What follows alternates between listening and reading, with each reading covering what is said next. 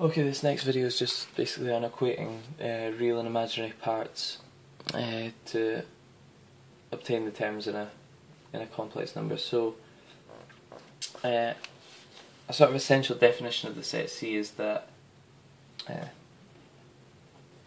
set C is that the object A plus IB and C plus ID, where A, B, C and D are real numbers. These two are different, okay? Unless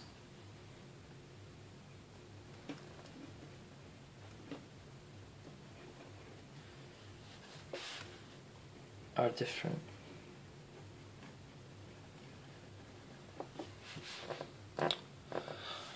Unless A equals C and B equals D. Okay, so that seems pretty straightforward. So from the complex equation, say we have A plus IB equals C plus ID.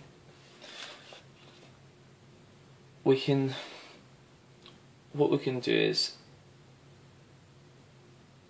we can recover two equations from this, and that's what we've already said. We can recover the A equals C and B equals D. Now,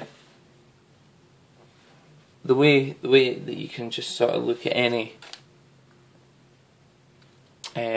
sort of equation, complex equation, and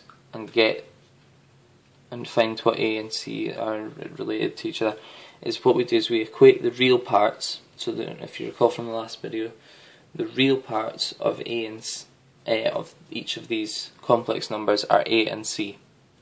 So if we can equate the real parts, okay, so we can say that this real part, if these two numbers equal each other, if these two complex numbers equal each other, then we can say that the real parts equal each other. So we can say that A equals C. And we can also say, by that same logic, we can say that the imaginary parts equal each other. So that's called equating real and imaginary parts. Okay, and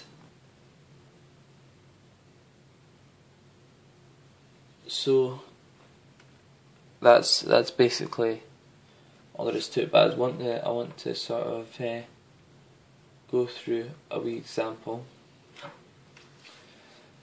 In that, say I have x plus iy equals 3 plus I2 minus y.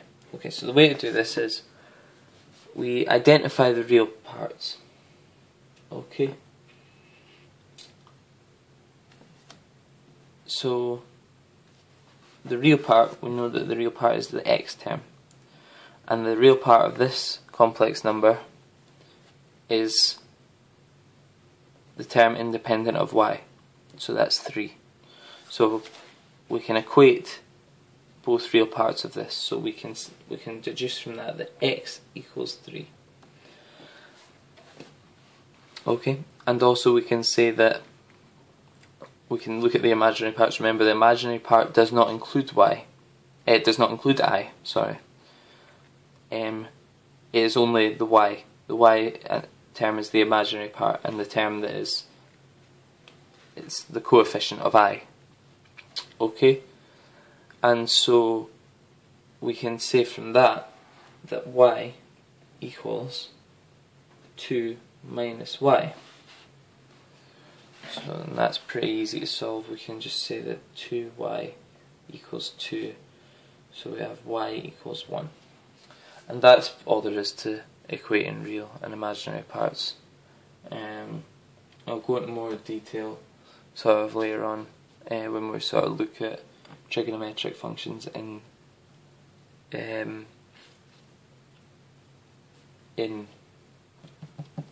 complex numbers, like it'll all make sense later. But yeah, okay, ciao.